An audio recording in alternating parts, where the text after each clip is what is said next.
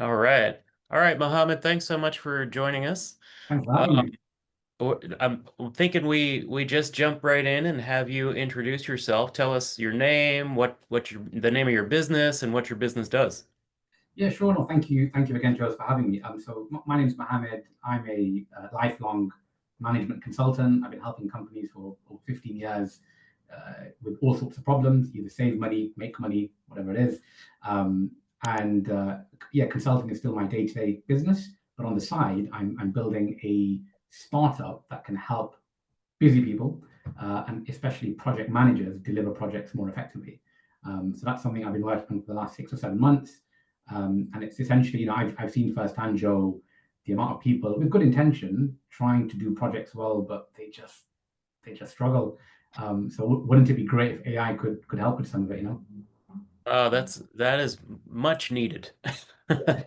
Yeah. That is a huge problem. I've done management consulting for many years. I've been in technology, government contracting, like all the things. And that is something that uh, it's very interesting, right? Because people either know how to do it or Mhm. they don't. Yeah. And it becomes very, very obvious. And the tools that are out there, they're always changing and some are okay, but none are really helpful. Yeah, and the biggest lesson I found, Joe, is that you have this kind of project manager who sits in the corner with this great Microsoft project plan, 15,000 rows, right? Yep. The entire team have no visibility of it. So every day they're just kind of in a rat race, in a hamster wheel, trying to figure out what's important to them because somebody's screaming at them or they just feel something's important. So yeah, I've moved away from that thinking to being more like, well, how do you just help people at a micro level manage their day by, and this is what AI does really well. AI can sift through hundreds of your emails, thousands of your emails, help you prioritize which ones they think are the most important ones, and obviously, over time, it contextualizes who you are and what's important to you based on, I guess, if Joe sends me an email and I respond to you immediately, you're a pretty important person in that world, right? And things like that. So that's where I think AI really excels. And I think, will AI replace project managers in the short term? Probably not. But could it definitely help 10x people's productivity? I think definitely yes.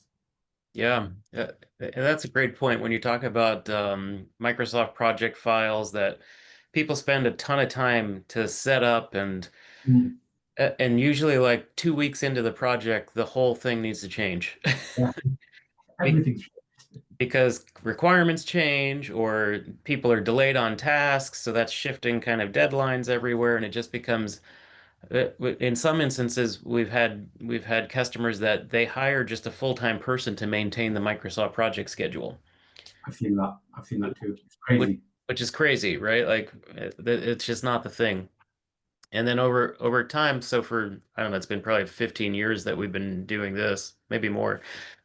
We shifted into an agile kind of methodology for project management. So it was less Microsoft project-y kinds of things, and it was more user stories based with, sprints and epics, if you're familiar with that whole thing, which helps a lot. But then you have the other side of the spectrum, which is it's hard to communicate with clients the overarching project and where it stands and where it will fit. Yeah. So there's some methodologies out there that try to help with that, like scaled agile framework and other things that start to plan out longer term increments. Yeah. But all the tools are still kind of Mm. catching up.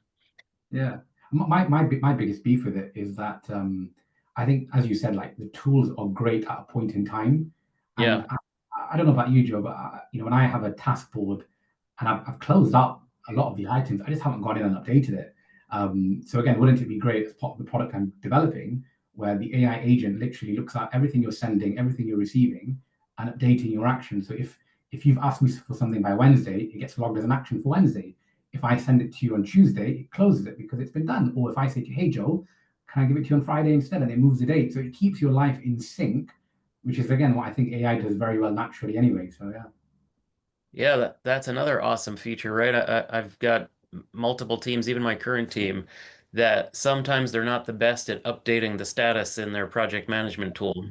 Yeah, Right. it's They do the task and the thing isn't updated. So when I go back to review it, I'm spending time to say, hey, how come we missed this deadline? And it was, no, it was actually done. I just forgot to update the status. happens a lot. It happens a lot. So Happens. that's why I think AI can definitely help in that mix. Yeah. All right. Well, great. Let's see. That kind of answers my next question, which was going to be what are the trends that you're seeing in your industry having to deal with AI? So that's a perfect answer. How about for your target market for this kind of product, what are some fears or uncertainties that customers may have about it? I think so. In terms of what I want to do, which is an AI project manager that in the short term looks at all your emails, I think that in itself is quite a big barrier because emails are such a sensitive, personal thing, right? Right, How do you win over trust with people, especially when there is fear mongering about hallucinations and hyping out?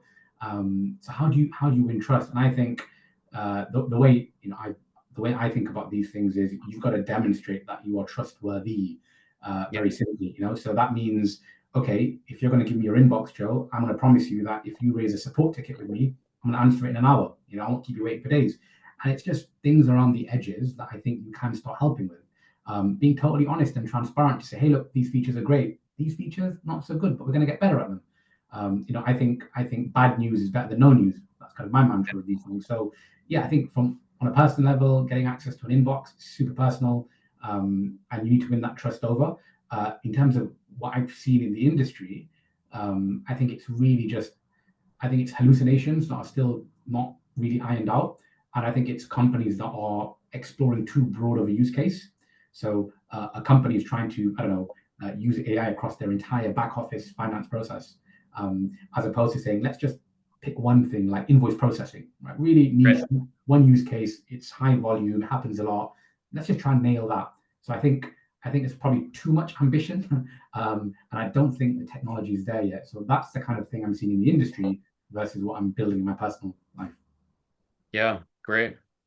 So how about in your business? Are you using AI right now and how do you use it? Yeah, I still do my consulting business. Just I help companies implement AI. So I one of the things I'm doing is you're probably familiar, but about 5 years ago, before GPT, people would outsource a lot of their back office processes to India or Manila or a third party country. Yep. Um, I think we're moving to a world now where I think AI agents can do it for you without having to outsource. Yep. So again, as part of what I just mentioned, I've incorporated some AI agents, just at proof of concept level, to do some of the back office processing. Like I say, invoice payments. Like I say, debt collecting for outstanding invoices. Yep. Setting up a customer record in an ERP system. It's not sexy, it's not glamorous. But hey, guess what? Businesses spend a hell of a lot of money each year on people to do this kind of stuff. Yeah. Um, I'm seeing, I'm trying to promote that because I think there is a clear return on investment if you invest in that space. What I see from many companies, and this is a flawed strategy, I think, is let's just build a customer service bot to do AI. Hey, it's crap. It doesn't work. Yeah. It answers maybe three questions before it has to pass you on to an advisor. And I think the other thing I'm seeing a lot of is just being this knowledge management repository. So Yep. people want to get all their documentation, their knowledge and policies, and just put this thin layer of AI on top. So that way people become more effective. And I think, hey, there's some value in that. But it's no different to, I don't know, people just search and finding a particular thing on sick pay or maternity leave or whatever. So I try and warn people against the obvious and less valuable things, but more towards perhaps non-glamorous. So you can't just walk into a quarterly earnings report with analysts and say, hey, guess what? I've got my AI agent inputting customer data in my ERP system. It's not going to move the share price. I give you that, but it's going to save you a lot of money. And I think that's the main thing. Yeah. Now, in your business, are you using AI on any of the back office functions like invoices or sales and marketing You mean in my personal invoice or my clients that I help? in your personal business? Oh, other than perhaps like everybody else, research. I've managed to stitch together various NA10 workflows. To do some of the more easier tasks. Yep. But yeah, in terms of LinkedIn content, LinkedIn generation, stuff like that's really good. But yeah, the key thing is the human in the loop part. So making sure that it's not just going rogue, and it definitely comes back to me before I submit anything. So that's where I'm seeing the most value from a personal perspective. Right. And with the startup that you're building towards right now, have you started to market the product or not yet?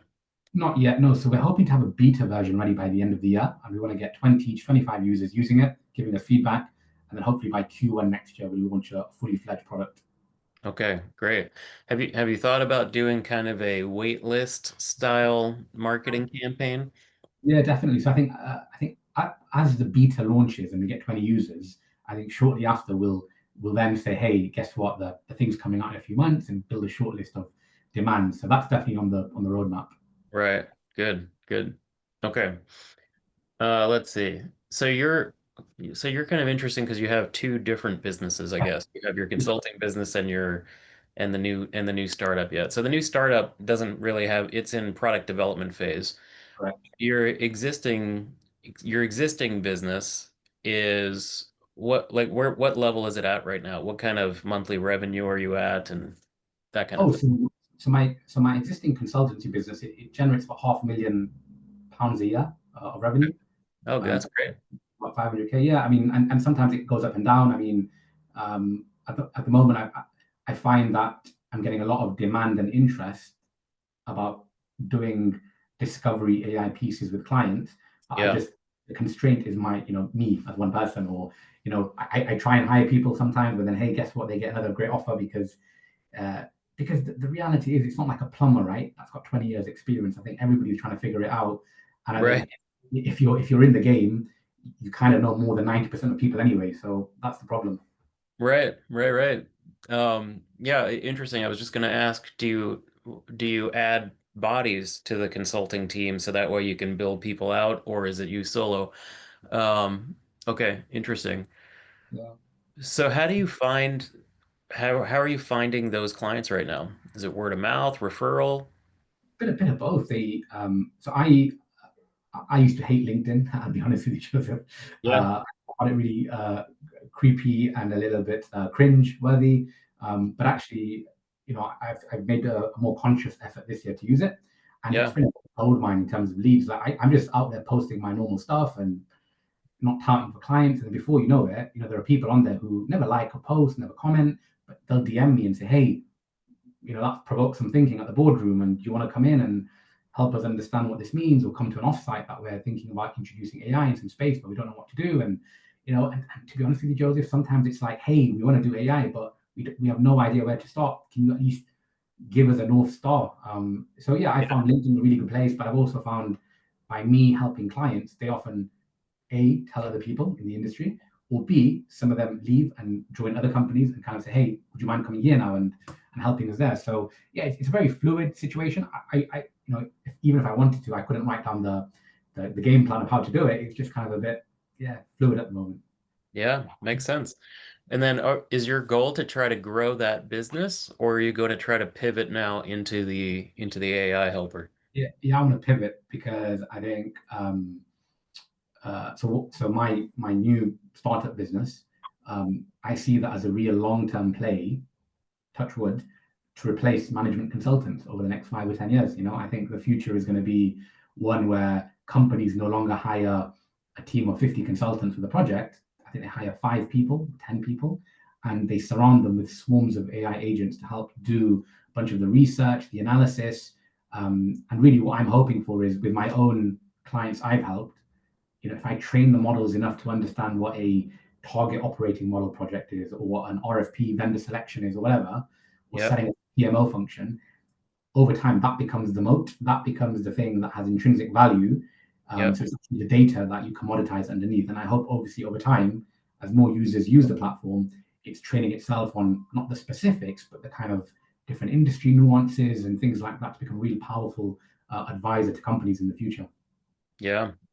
So what challenges do you think you're going to face trying to launch this product?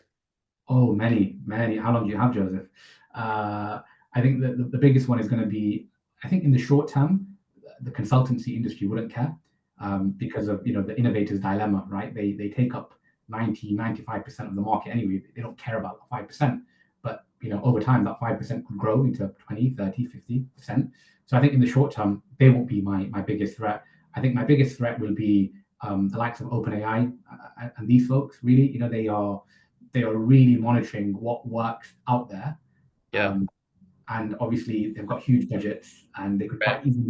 they could quite easily build this stuff effortlessly overnight with their engineering muscle. So I think there's a sweet spot of trying to do well under the radar and not draw too much attention to yourself. I think is a sensible strategy. So I think they're going to be my biggest competitor, along the likes of other startups naturally wanting to pivot in this space as well. Yeah. And I think it comes back to what you said earlier with finding a trustworthy partner, Mm, because there's going to be a lot of people that talk about AI, talk about products, have products, right? Or kind of white label existing products. So mm, it's a landscape right now of you don't know who to believe, and yeah, trust is pretty low. yeah, So building like a brand with established credibility, and then I think it comes down to that face-to-face meeting with the customer where they hear from you directly. It's not you can book a demo with my team and someone will show you how to click the buttons like that. That is probably not an effective strategy with something like what you're building. Yeah. no, listen. You have to be front and center of the brand. You have to Yeah, own it. You have to wear it on your sleeve, and that's obviously how you build credibility. that's right. All right, so last question from a personal perspective. What drove you to do this pivot? Why did you want to build it? This is a very honest story, Joseph. I'm not even pulling at your heartstrings here, but honestly, Joe, I've seen so many companies out there whereby they hire a McKinsey or a Deloitte to come in, do a project, and their people are just not equipped. Their own internal staff are not equipped to operate at the pace that the consultancy set, Yeah, or even just have the basic understanding of what a risk is, right, and why you have to communicate your risks as early as right, possible, and not right, just sit. And it sounds so obvious when you explain it to them afterwards, but in the moment they're just like, yeah, yeah, like I knew this was a problem, but I just thought it would go away, right? Um, right. so, so I've seen firsthand, Joseph, how especially the smaller people who don't have the knowledge, who don't have the experience, they struggle. And unfortunately, a lot of them are made to be scapegoats by these big consultancies. The consultancies would typically leave and not do a knowledge transfer, so they're not Yeah, actually investing in the people to learn. So next time, I believe a good consultant should be like a therapist. You go to them, you explain your problems, and they give you the tools you need to manage it in the future. Um, right. as opposed to just saying, "Hey, keep calling me back every time you've got a problem," because that serves their interests and not yours. So I saw a lot of this play out, and I thought, gosh, wouldn't it be amazing if we could just have something out there that gets everybody up to a level? So my product is called Leveled.ai. For Cool. that very reason, we want to level the playing field, right?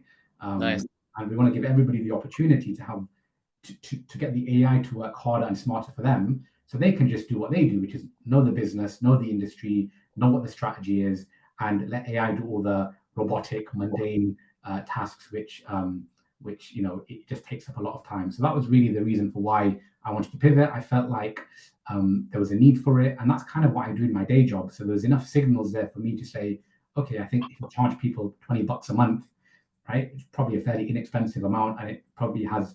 And one of the things we're doing, Joseph, is we are saying that there will be a live clock in the platform that's telling you every week, every day, how much time you're saving based on our platform. And if you are saving less than 1 hour a week, you pay nothing for it. So Oh, there's a clear return on investment. If you're saving more than an hour a week, it goes up to a tier, and then more than 3 hours, it goes up to another tier. So that's kind I of li- as fair as we can with the pricing as well. are you connecting into OpenAI and having to pay their credits, or are you doing your own LLM? Okay. Yeah, so APIs into OpenAI, yeah. Yeah. So you might want to think about passing that along to the client that they come with their own Mm. either own API key, or you're charging them for their credits because that will add up very quickly. Yeah, no, definitely a good shot. Yeah. Right, right. Okay, well, great. That's a good stopping point, I think, for this conversation. So thank you so much. I'm looking forward to see that come out. I may be a user myself with my team. I'll let you know when it's ready, but yeah, I definitely appreciate it. And again, when it's out, any feedback, any comments, it'd be great to keep in touch and discuss it further. Yeah, awesome. Give